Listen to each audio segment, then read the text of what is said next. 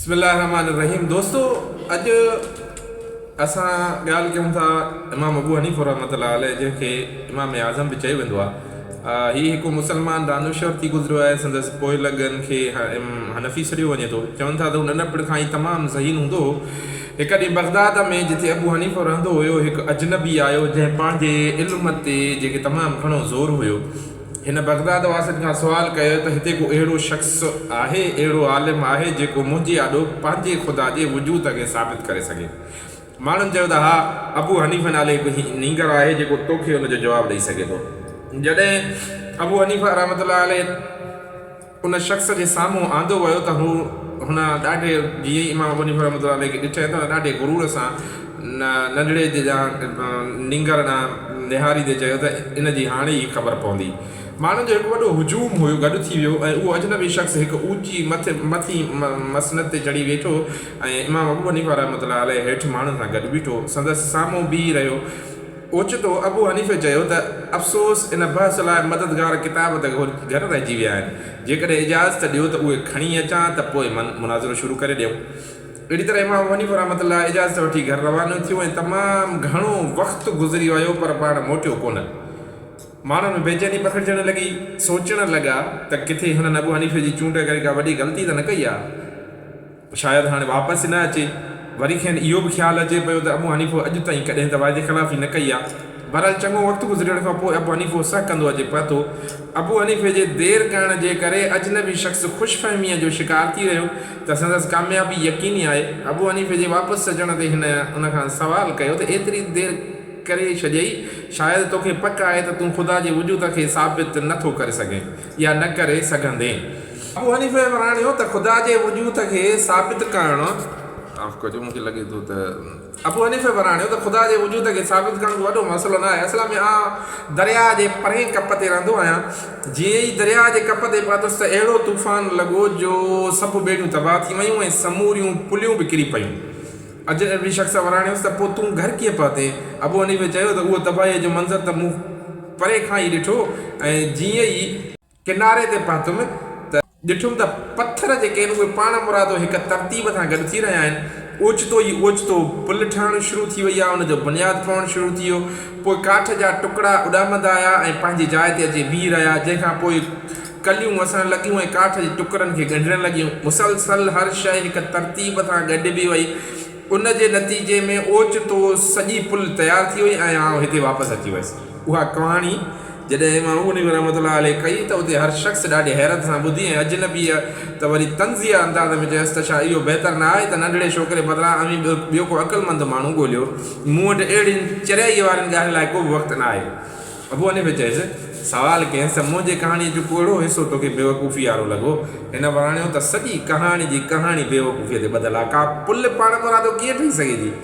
अबू हनीफ़ चयो त हिकु सवालु पुछणु चाहियां थो त पुल जे भेट में हीअ दुनिया नंढी आहे या वॾी? हिन शख़्स चयो, बेशक हीअ दुनिया पुल जे भेट में वॾी ऐं तमामु घणी रुखनि वारी आहे। हाणे अबू हनीफ़ जो वारो चयईं त तुंहिंजी दावा आहे त हिकु पुल जेका तमामु नंढी ऐं ठाहिणु तमामु आसानु आहे, सा पाण मुरादो अॾिजी नथी सघे।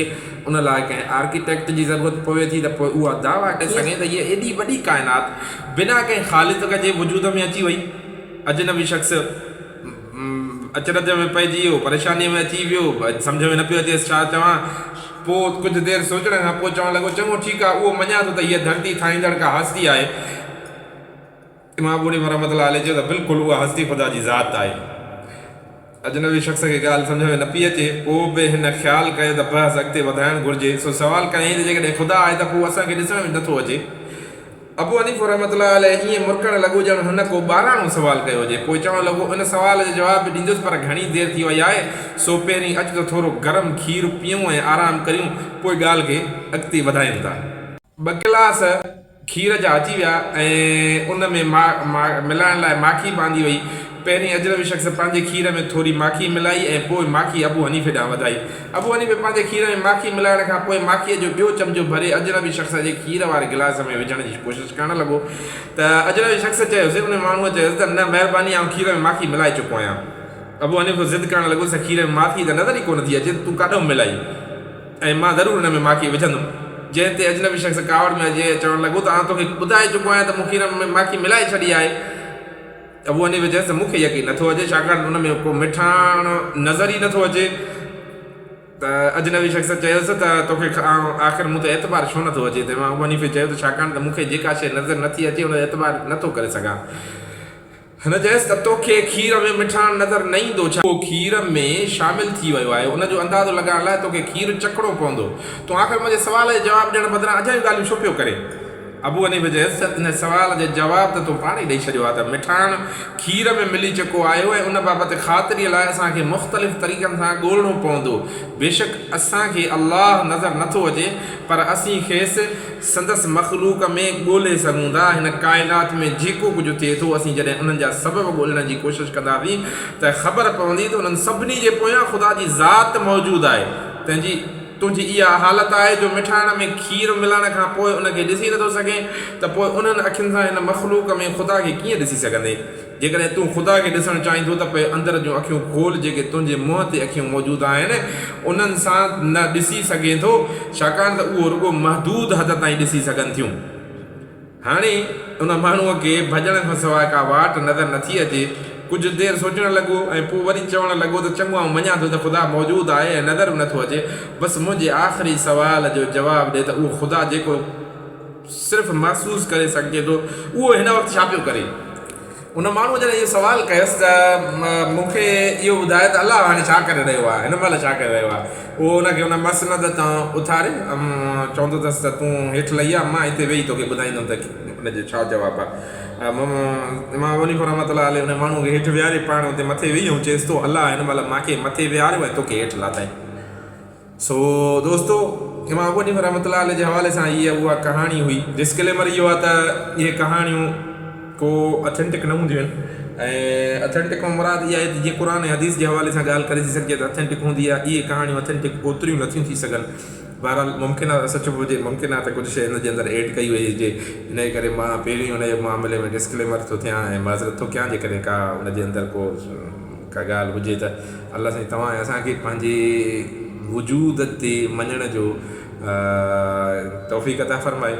ऐं सची ॻाल्हि इहा आहे त जहान अलाह जो ई आहे, उन जाइ आहियूं असां बि ज़रे बराबरि उन खां सवाइ केॾा एॾा वॾा नथा चुरी पुरी सघूं। उहो ई आहे जेको हिन सॼे जहान खे पियो थो हलाए ऐं ज़रे बराबरि बि असां में काई ताक़त कोन्हे का त असां उन जे मंशा, उन जे चए खां सवाइ या उन जे इज़न खां सवाइ का असां को कमकार करे सघूं। सलामत हुजो। अस्सलामु अलैकुम।